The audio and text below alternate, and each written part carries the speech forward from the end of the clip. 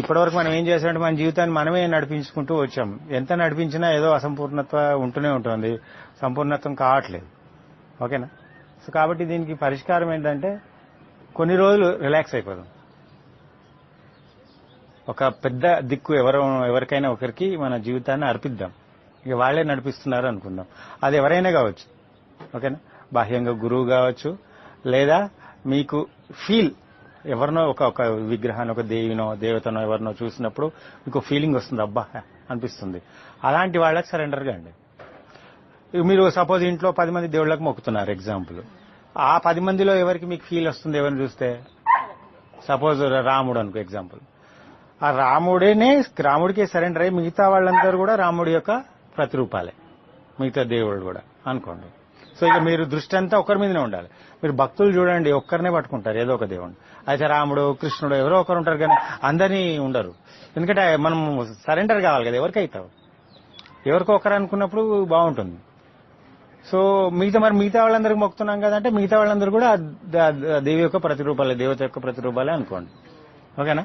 So వాళ్లకు మీరు ఒకసారి ఆలోచించండి, తొందరపడి ఏం లేదు. రేపు ఒకసారి కూల్గా ఆలోచించి రేపంతా ఎవరిని గురుగా భావించాలి, ఎవరికి సరెండర్ కావాలి అని ఒక కంక్లూజన్కి రండి ఎవరో ఒకరికి. ఓకేనా? కంక్లూడ్ వచ్చేసి వాళ్లకు మిగతా వాళ్ళందరూ కూడా ఆయన యొక్క సపోజ్ ఎగ్జాంపుల్ నన్ను అనుకున్నారనుకో, నా యొక్క ఈ విష్ణు బ్రహ్మ విష్ణు వీళ్ళందరూ దేవతలు కూడా అందరు నా యొక్క ప్రతిరూపాలు అనుకోవాలి మీరు. ఈవెన్ నేనైనా కూడా, లేదా ఒక చెట్టు, ఒక కుక్క, ఏదైనా పర్లే, ఆమె ఆ కుక్కను కూడా మీరు సరెండర్ అయిపోతే అంతా ఆమెని ఒక రూపంలో చూసి మిగతా అంతా ఆయన యొక్క ప్రతిరూపం ఎవరినైనా అనుకోవచ్చు. ఓకేనా? సో అలా అనుకొని ఇంకా ఇప్పటి నుంచి మీరేం చేయాలి? ఇక మీరేం చేయట్లేదు, అంతా ఆయన్ని నడిపిస్తున్నాడు. మీ వంతు కేవలం అనుభవించడం. డ్రైవింగ్ సీట్లో నేనున్నా, సపోజ్ నన్ను అనుకున్నారు, నేను డ్రైవింగ్ సీట్లో నేనున్నా, తీసుకెళ్తున్నా. తీసుకెళ్లేటప్పుడు కొంచెం మంచి ఉంటుంది, చెడు ఉంటాయి, అన్ని రకాలు ఉంటాయి. ఓ చెడు చూపించా, ఏడుపు వచ్చింది, ఏడవండి.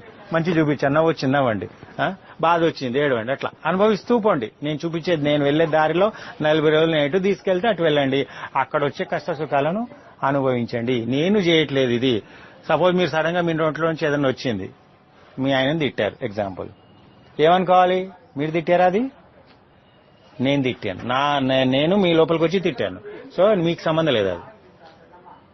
ఓకేనా? ఆయన తిట్టాడు మిమ్మల్ని ఎగ్జాంపుల్. అప్పుడు కూడా సేమ్ అదే. ఏంటి? ఆయన లోపలికి నేను వచ్చి తిట్టిపిచ్చాను మిమ్మల్ని. ఓకేనా? సో అంతా నేనే. ఇక నా మాయలో పడిపోవాలి మీరు. అంతా నేనే నడిపిస్తున్నా. అది భక్తి అంటే. టోటల్ గా ఒకరికి అంకితం అయిపోవడం. అది ఎవరైనా పర్వాలేదు. ఓకేనా? సో ఈ 40 రోజులు నేను చెప్పినట్టు టోటల్ గా 40-41 మీ ఇష్టం, ఏదో నాకు అంత గుర్తులేదు, ఏదో చెప్తున్నాను ఇది. ఆ 40-41 రోజు మొత్తం టోటల్ గా అంకితం అయిపోండి. ఏది బాధ్యత, మీరు ఏది చేసినా, మీకు ఏది తిరిగి వచ్చినా మంచి చెడు తిరిగి వస్తుంది, మీరు మంచి చెడు చేస్తారు. ఉన్నాయి రెండు కదా, మంచి చెడు చేయడం, మంచి చెడు తిరిగి పొందడం. ఈ రెండు జరుగుతాయి. చేసేది నేనే, తిరిగి ఇచ్చేది నేనే, అంతా నేనే. ఇక మీరేం లేదు, మీ వంతు వాటిని అనుభవిస్తూ ఉండడం. మీరు ఏం చేయట్లేదు, కేవలం అనుభవించే వారే మీరు. మీ లోపల నుంచి ఏది వస్తున్నా మీరు చేయట్లేదు, నేనే చేస్తున్నా. మీ లోపలికి వచ్చి మీ దగ్గరికి ఏది వస్తున్నా ఇతర లోపలికి వచ్చి చేయిస్తున్నాను నేను. మీకు తిట్టిపిచ్చినా నేనే, పొగిడించినా నేనే, అంతా నేనే. ఓకేనా? ఇట్లా ఒక 41 days రెగ్యులర్ గా మీరు చేయండి. ఇక నేను మిగతా డిస్కషన్ చేశాం పొద్దు నుంచి, అదేం చేయొద్దు మీరు ఈ 41 రోజు. ఈ 41 రోజు కేవలం సరెండర్ అంతే. మీరు విశ్లేషించుకోవడం ఇవి కాదు. ఇక దీనికి ఏమొద్దు. కొన్ని రోజులు బాధ్యత తీసి హాయిగా రిలాక్స్డ్ గా ఉండండి, కేవలం అనుభవిస్తూ ఉండండి. దీనికి మీరు చేయవలసిన సాధన ఏంటంటే ఇది అనుకుంటూ ఉండండి. కరిగిపోవడం సాధన చేయండి. కరిగిపోవడం అంటే మాయమైపోవడం. మీరు లేకపోవడం, మీరు లేకుండా ఉండడం. మీరు యాక్టివ్గా ఉండకూడదు, ఇన్యాక్టివ్గా ఉండాలి. ఉంటూ గమనించడం, అనుభవించడం మీరు చేయాల్సిన పని. ఇప్పుడు ప్రకృతి ఉంది, మీరు ఏం చేయగలుగుతారు ప్రకృతిని? ఇప్పుడు బాగుంది వాతావరణం, ఉంటుందా ఈ వాతావరణం? కొంచెం వేగం మారుతుంటుంది. సో మనకు మిగిలిన ఆప్షన్ ఒకటే, అయితే గమనించాలి లేదా అనుభవించాలి. ఫ్లో అవ్వాలి ఆ సిచ్యువేషన్ బట్టి అనుభవిస్తూ. ఇప్పుడు వేడి తగ్గింది, ఇంకా కొద్దిగా చీకటి అయిపోతుంది, మళ్ళీ ఇంకా చీకటి, ఇంకా మళ్ళీ వెలుగు. నువ్వు ఇక్కడ ఏం చేయలేవు, you can't control. Only thing is మనం ఫ్లో అయిపోతాము. దాంతోపాటు ఫ్లో అవ్వడమే, అనుభవించుకుంటూ వెళ్ళిపోవడమే, లేదా చూస్తూ ఉంటాం అంతే. ఆప్షన్ అది కూడా ఒకటి ఉంది. చూస్తూ లోపల కూర్చొని అలా చూస్తుంటే ఎఫెక్ట్ కాకుండా ఆప్షన్ ఉంటుంది కదా, గొడుగు వేసుకొని వర్షం పడ్డా గొడుగు కింద కూర్చుంటే మనకు తెలియదు అట్లా. సో కాబట్టి మనకు మిగిలిన ఆప్షన్ గమనించడం, అనుభవించడం. సో మీ పని ఇప్పటి నుంచి గమనించడం, అనుభవించడం అంతే. ఇంకా అంతా నేనే నడిపిస్తున్నాను. సో మీరు కరిగిపోవడం సాధనలో మీరేం చేస్తారంటే, మీరు అంటే ఇక్కడ జీవాత్మ ఏదైతే మీ బాడీని నడిపిస్తున్నాను మీరు అనుకుంటున్నారో, ఈ జీవాత్మ నేను నడిపించట్లేదు, నేను కరిగిపోతున్నాను, అంతా నా దైవమే నడిపిస్తున్నాడు, లేదా గురువు ఎవరో ఆయనే నడిపిస్తున్నాడు, నేను కరిగిపోతున్నాను. అంటే నేను గురువు డ్రైవింగ్ చేస్తున్నాడు, మీరు వెనుక కూర్చున్నారు. ఎలా కూర్చోవాలి? ట్రైన్ వెళ్తోంది, మీరు కూర్చుంటారు ట్రైన్లో, మీరు కూడా పరిగెడతారా? మీరు పరిగెత్తి వేస్ట్. అది ట్రైన్ ఎంత వెళ్ళాలో అంతే వెళ్తుంది. కాబట్టి హాయిగా రిలాక్స్డ్ గా ఉండండి. వెనుక చూడండి, గమనిస్తుండండి, కిటికీలోంచి బయటికి చూడండి. మేము ఊర్లు కనబడుతున్నాయి, ఏదో కనబడుతుంటాయి, బాధ వస్తుంది, ఏదో కనబడుతుంది, సంతోషం వస్తుంది, అంతే అలా ఉండండి అంతే. ఓకేనా? కరిగిపోవడం అంటే ఉండి లేనట్టుగా ఉండడం, పూర్తిగా రెస్పాన్సిబిలిటీ తీసుకోకుండా ఉండడం. ఇది ఎందుకు చేయాలంటే బికాస్ మనం హాయిగా లేము. మన ప్రజెంట్ డీలింగ్, మనం ఏదైతే ప్రజెంట్ నడిపిస్తున్నామో మన జీవితం, మనం ఆనందంగా నడపలేకపోతున్నాం మన జీవితాన్ని. అవునా కదా? సూపర్ గా మీ జీవితం ఉంటే ఇవన్నీ అవసరమే లేదు. సో ఏదో నిరాశ నిస్పృహలు ఉంటున్నాయి. కాబట్టి దీనికి కారణం ఏంటి? మనం కొన్నిట్లో ఎక్కువ ఉంటున్నాం, కొన్నిట్లో తక్కువ ఉంటున్నాం. సో ఇవన్నీ మీకు అర్థం కావాలి అంటే ఒక సద్గురు లేదా ఒక దైవము తోడుంటే ఆయన ఎలా నడిపిస్తున్నాడో మీకు తెలుస్తుంది, ఆయన జీవితాన్ని ఎలా తీసుకెళ్తున్నాడని. ఓహో, ఆయన చూస్తూ గమనిస్తూ ఉంటే మీకు తెలిసి ఆ 40 రోజుల తర్వాత మీరు కూడా మీ జీవితాన్ని అలా నడిపించే అవకాశం ఉంటుంది, సరిగ్గా అర్థం చేసుకుంటే. ఓకేనా? సో దీనికి మీరు చేయవలసింది ఏంటంటే శరీరంలో న్యూట్రల్ గా ఉండాలి, స్పందించకుండా. మనసులో కూడా న్యూట్రల్ గా ఉండాలి. కరిగిపోవడం అంటే న్యూట్రల్ అన్నట్టు అనుకోండి, సత్వగుణం ఒక భాషలో చెప్పాలంటే. అంటే శరీరంలో కొన్ని చూసుకుంటే అబ్బాయి ఇది బాగుంది, ఇది బాగాలేదో అంటున్నాం. సో ఇప్పుడు న్యూట్రల్, ఇది మిత్రుడుగా శత్రువు కాదు, ఇది మిత్రుడుగా శత్రువు కాదు. మిత్రుడు అంటే ఓ ఫీలింగ్, శత్రువు అంటే ఓ ఫీలింగ్ వస్తుంది. మిత్రులుగా శత్రువులు, ఇప్పుడు మీరు అందరు నాకు మిత్రులుగా శత్రువులు కావాలంటే అందరినీ చూస్తే ఏ ఫీలింగ్ ఉంటుంది? ఒకటే ఫీలింగ్ ఉంటుంది. ఈమె మిత్రుడు, ఈమె శత్రువు అంటే ఫీలింగ్ మారిపోతుంది. సో అందరిని ఒకే రకంగా చూసగలను అనుకో, ఆ ఫీలింగ్ ప్రాక్టీస్ చేసి, అప్పుడు మీకు న్యూట్రల్ ఫీలింగ్ ఉంటుంది. ఆ న్యూట్రల్ ఫీలింగ్ లో మీకు అసలు విషయాలన్నీ అర్థమవుతాయి న్యూట్రల్ గా ఉంటేనే. ఇప్పుడు ఆమె చెప్పింది చూడు, ఎంత యాక్టివ్ గా, ఆమెకి ఎంత చేసిందంటే ఫుల్ ప్రేమతో చేసింది. అసూయ వస్తోంది, ఆమెకు అసూయ వస్తోంది, ఆమె రివర్స్ అవుతుంది అనేది కూడా మీకు తెలియదు ఆ వ్యామోహంలో. అంత పిచ్చి వ్యామోహంలో మోసాలు కూడా చేస్తుంటారు, కానీ మీకు అర్థం కాదు. వ్యామోహంలో ఉన్నారు మీరు, టోటల్ గా మాయలో, ఆయన మత్తులో ఉన్నారు. వాడు అన్ని ఏం చేసినా మీకు కనబడదు. ఎప్పుడైతే న్యూట్రల్ గా ఉంటారో వాళ్ళ అన్ని కనబడుతుంటాయి. ఊరికమ్మ వీడు ఇది చేస్తున్నాడని నేను ఇంత అర్థం కాలేదు ఇన్ని రోజులు అని అర్థం చేసుకుని ఫట్ అని క్లాస్ విన్నాక దగ్ధం అయిపోయింది, ఆయన ఎంత ఆనందంగా ఎగురుతుందామే. సో ఆ మాయ నుంచి బయటికి రావాలన్నట్టు. మాయ నుంచి బయటికి రావాలంటే మీరు బంధాల్లో ఉంటే తెలియదు, మీరు న్యూట్రల్ గా ఉన్నప్పుడే అర్థమవుతుంది క్లియర్ గా అసలు ఏం జరుగుతుంది అనేది. అభిప్రాయంతో ఉండకూడదు. ఈయన మంచోడు అనే అభిప్రాయం అనుకో, రేపు చెడ్డగా మారితే మారని గ్యారెంటీ ఇస్తారా? ఎవరిని నమ్మలేం. సో ఈ ప్రస్తుతానికి మంచోడు అనిపిస్తోంది, కానీ రేపు ఎలా ఉంటాడో, నేను న్యూట్రల్ గా ఉంటాను, నిర్ణయాన్ని వాయిదా వేస్తాను, స్టాంప్ వేయను వీడు మంచోడని వీడు చెడ్డోడని. అలా మీరు న్యూట్రల్ గా ఉంటే మీకు అన్ని అర్థమవుతాయి క్లియర్ గా. ఓకేనా? సో మీరు చేయాల్సింది ఏంది? శరీరంలో నేను కరిగిపోతున్నాను, నేను యాక్టివ్ గా ఉన్నాను, నేను ఇన్యాక్టివ్ అయిపోతున్నాను, లేదా ఫుల్ ఇన్యాక్టివ్ అయి కొందరు సోమరిపోతులాగా ఏం పట్టించుకోరు. అలాంటి వాళ్ళు న్యూట్రల్ అయిపోవాలి. అంటే అతిగా ఉండేవాళ్ళు బ్యాలెన్స్ అయిపోవాలి. ఈ అతిగా ఉన్నాడు, ఇది మిడ్ పాయింట్, వీడేమో ఇట్లా ఉన్నాడు, ఇక్కడికి రావాలి, ఓడు ఇక్కడ ఉంటాడు, ఇక్కడికి రావాలి. న్యూట్రల్ అంటే అసలే పట్టించుకోవడం కాదు, ఫుల్ గా పట్టించుకోవడం కాదు, న్యూట్రల్ మిడ్ పాయింట్ 50 degrees. ఎప్పుడైతే ఈ 50 degrees లోకి వస్తారో టోటల్ గా మీకు యూనివర్స్ అర్థమైపోతుంటుంది. మీరు న్యూట్రల్ గా ఉన్నారు కాబట్టి ఎవడో ఒకటి యాక్టివ్ గా ఉండాల్సిందే, తప్పదు. సో మీరు న్యూట్రల్ అయితే ఎవరు యాక్టివ్ అవుతారు? మీరు ఎవరికైతే సరెండర్ అయ్యారో అతను యాక్టివ్ అయిపోయి అతను నడిపించడం మొదలెడతాడు. ఇక అతను డెఫినెట్ గా మీ భావంలో అతను గ్రేట్ మాస్టరే కదా, మా మాస్టర్ నడిపించే విధానానికి మీరు నడిపించే విధానానికి తేడా ఉంటుంది కదా. డెఫినెట్ గా మీ లైఫ్ లో న్యూ టర్నింగ్ ఉంటుంది. ఇది కర్మకు అతీతంగా తీసుకెళ్తాడు. మీరు రేపు చచ్చిపోవాలని తలరాతలో మీకు ఉంది, సద్గురువుని పట్టుకున్నారు, కర్మను పక్కన నెట్టి తీసుకెళ్తాడు మిమ్మల్ని. కర్మ సిద్ధాంతమే పనిచేయదు. మా గురువు దగ్గరకు వస్తే నేను కర్మలో రాశాను ఈ పాయింట్. టోటల్ కర్మ సిద్ధాంతమే పక్కనెట్టేసి కొత్త డైరెక్షన్ తీసుకెళ్లి మీకు కొత్తగా చూపిస్తాడంత. సో ఒక 40 రోజులు నేను నడిపిస్తాను, మిగతా రోజులు మీరు నడిపించుకోవాలి. మళ్ళీ కొత్త సిచ్యువేషన్ కూడా మళ్ళీ నడిపించి నేను చూపిస్తాను, ఈ కొత్త సిచ్యువేషన్ ఇట్లా నడవని. మళ్ళీ మీరు ఇట్లా ఒక్కొక్కటి నేర్పించుకుంటూ అలా ఎదుగుతూ ఫైనల్ గా ఏకమైపోతారు గురు శిష్యులు. ఇక గురువు శిష్యుడు ఉండడు, అంతా ఒకటే అయిపోతుంది. ఎంత ఉంటుంది జ్ఞానం, ఆ జ్ఞానం వచ్చేస్తుంది, ఇంకేం కావాలి. అర్థమైంది కదా? సో మీరు శరీరంలో మనసులో కరిగిపోవాలి, టోటల్ గా న్యూట్రల్ అయిపోవాలి. అంటే కరిగిపోవాలంటే ఉండడం కాదు, ఉంటారు కానీ ఎంత ఉండాలో అంతే, అంతకంటే ఎక్కువ పట్టించుకోరు బాధ్యత. ఓకేనా? ఈ 40 రోజులు సాధన కంటిన్యూస్ గా చేయండి. తొందరపడకండి. రేపు ఇంటికి వెళ్ళి ఆలోచించి ఎవరిని గురుగా భావించాలి, ఎవరిని ఊహించుకుంటే, ఎవరిని గుర్తు చేసుకుంటే మీకు ఫీలింగ్ వస్తుందో వెంటనే అది ఫీల్ అయ్యి అతన్ని గురువుగా భావించండి. భావించి ఏ సిచ్యువేషన్ వస్తున్నా అతన్ని గుర్తు చేసుకోవాలి. అంటే అతనే నడిపిస్తున్నాడు, అతనే తిట్టిపిచ్చాడు, అతనే తిట్టాడు, అతనే పొగిడాడు, అతనే పొగిడించాడు. అంతే. ఇప్పుడు మీరేదో తిడతారు, పొగుడతారు. గురువే తిట్టించాడు, తిట్టిపిచ్చాడు, పొగిడించాడు. మీకు రిటర్న్ వస్తాయి తిట్లు, పొగడతలు. అంతే కదా, రెండే కదా ఉండేవి.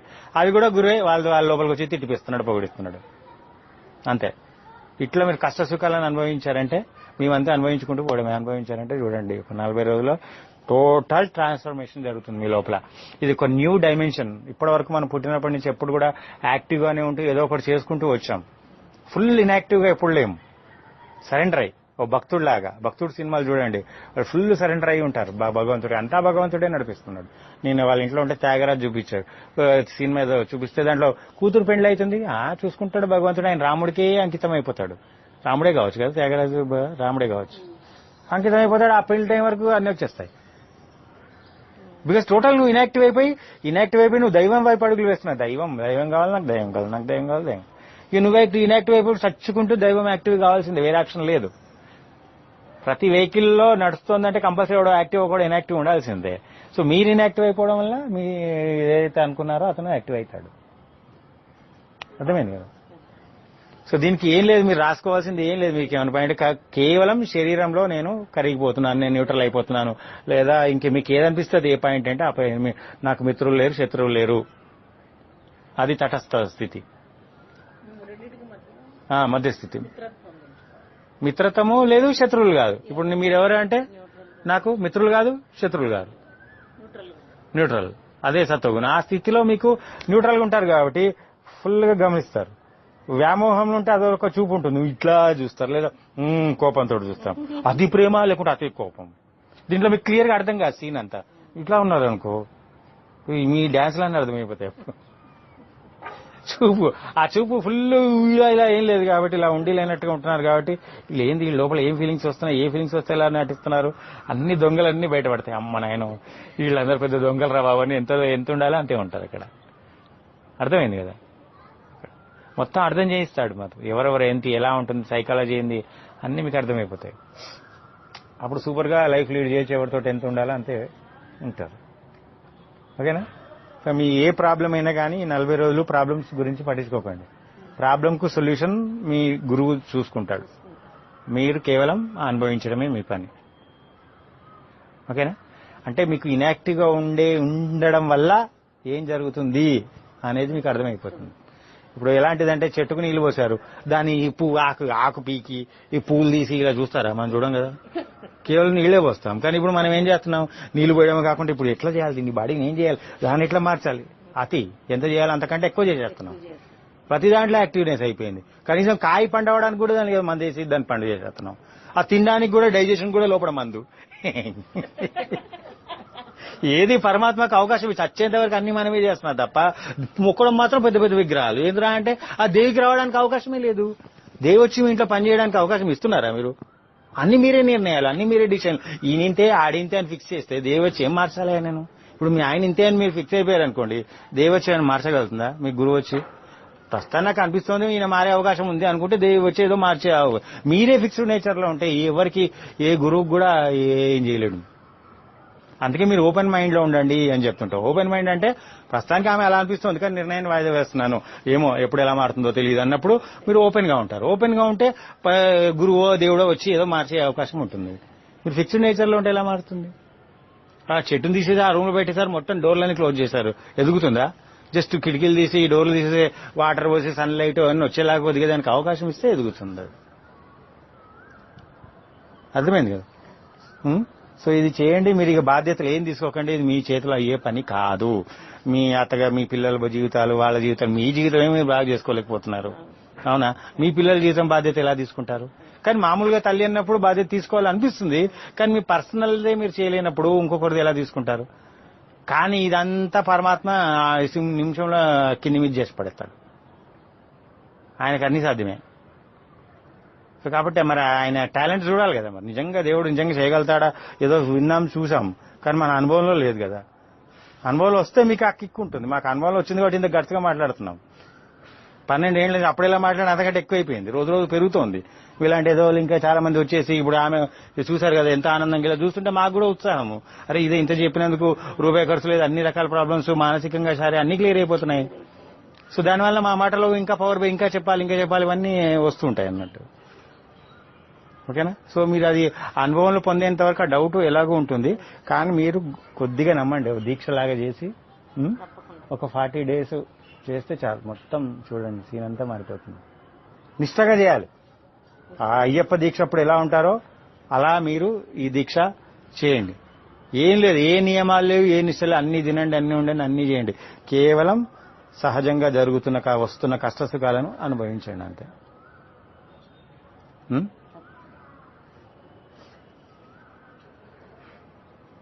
చూశాను కదా నేను, ఒక 4 రోజులలోనే మార్పులు, చాలా చూశాను మార్పులు. గుడ్డిగా నమ్మాయి అంతే.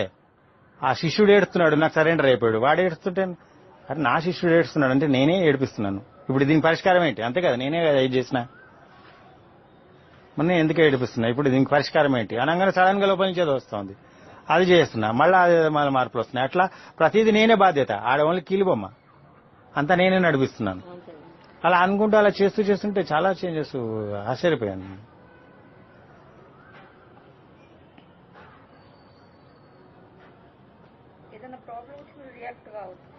ఈ రియాక్ట్ కండి ఏడుపొస్తాడు నవ్వస్తున్నావండి. ఇక మీరు ఇక నువ్వు కాదు, నేనే రియాక్ట్ చేయిస్తా, అంతా నేనే చేస్తున్నా, మీరు ఓన్లీ అందులో ఉండండి అంతే. మీ లోపల నుంచి వస్తున్నాయి కదా.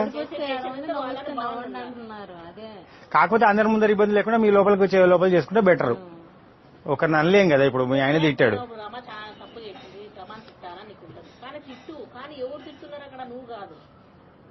ఎవరికైతే గురువు కనెక్టెడ్ అయినావా గాడ్ కనెక్టెడ్ అయినా వాళ్ళు తిడుతున్నారు, తిట్టిపిస్తున్నారు కూడా. మీ అమ్మాయి మిమ్మల్ని తిట్టింది, సో మీ అమ్మాయి తిట్టలే, గురువే తిట్టిస్తున్నాడు ఆమె లోపలికి వచ్చి. అంతా గురువే కనబడాలి ఎక్కడ చూసినా, ఏ రకంగా కూడా.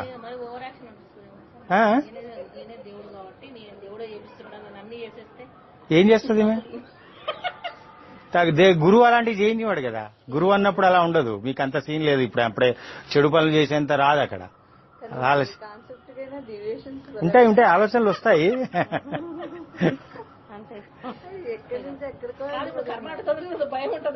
ఇక గురువు దగ్గర కర్మలు బిర్మలు ఉండవు. కూర్చొని కరిగిపోవడం సాధన.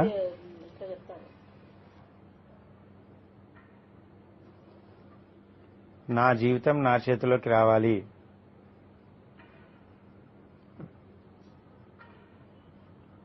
నేను కర్మ సిద్ధాంతం దాటి ముందుకు వెళ్ళాలి.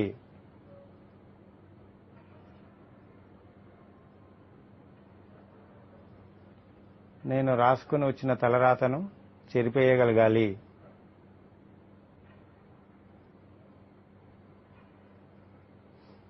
ఇప్పటి నుంచి నన్ను నేను ప్రేమించుకుంటాను.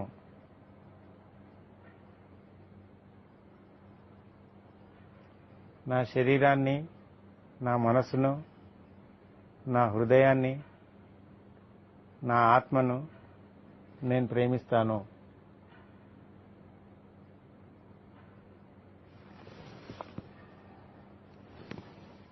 నాలో ఉన్న అన్ని గుణాలను నేను ప్రేమిస్తాను.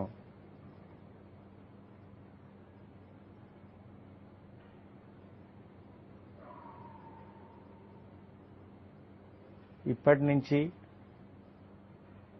నా శక్తిని ఇతరులకు పంచను. అలాగే ఇతరుల శక్తులను కూడా నేను గ్రహించను.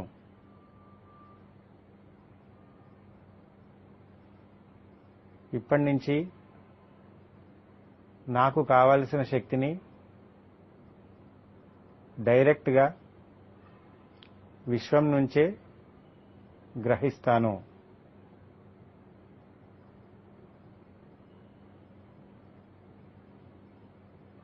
ఆ శక్తిని ఉపయోగించుకొని నాకు కావాల్సింది నేను పొందుతాను. కాబట్టి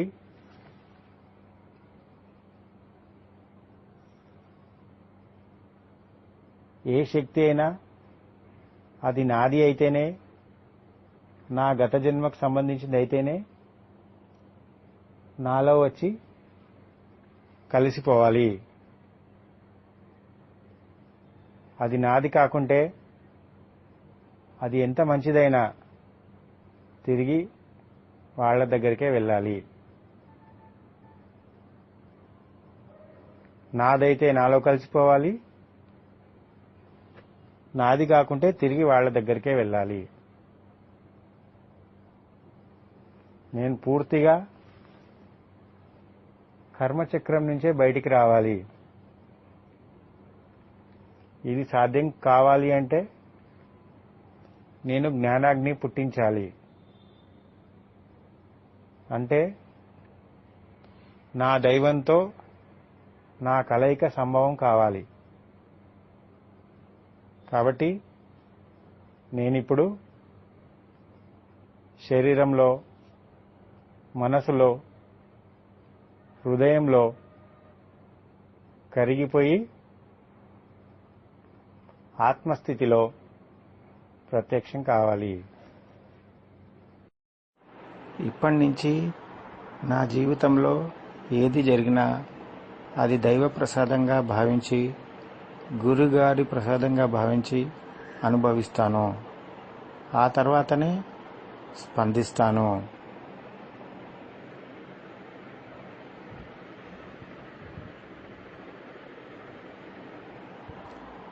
ఈ కరిగిపోవడం సాధన ద్వారా నేను శరీరంలో, మనసులో, హృదయంలో కరిగిపోయి ఆత్మస్థితిలో మేల్కొంటాను. ఆత్మస్థితిలో ప్రత్యక్షమవుతాను, లేదా గురువు గారి సమక్షంలో ప్రత్యక్షమవుతాను. నేను ఎవరికైతే సరెండర్ అయ్యానో వారి సమక్షంలో ప్రత్యక్షమవుతాను అని అనుకుని కరిగిపోవడం సాధన చేయండి.